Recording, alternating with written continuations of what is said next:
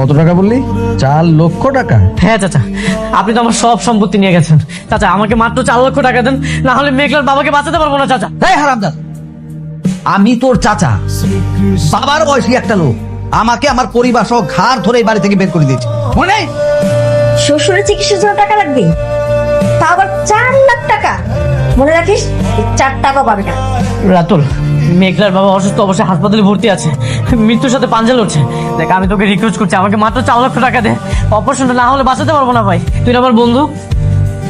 তোর মতো একটা ছোট লোক কিভাবে আমার পাশে বসে? ওঠ ওঠ।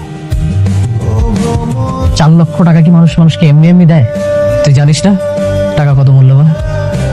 এই টাকার জন্য তুই সবাইকে আমাদেরকে কথায় কথায় অপমান করছিস। রাতুল, তোকে টাকা এমনি এমনি দিতে হবে না, তুই আমাকে ধার দে, আমি সব টাকা তোকে পরিশোধ করে দেবো। ভাই ভাই আমি তোর পায়ে ধরতেছি ভাই, তুই আমাকে মাত্র 4 লক্ষ টাকা দে, আমি সব টাকা পরিশোধ করে দেবো ভাই।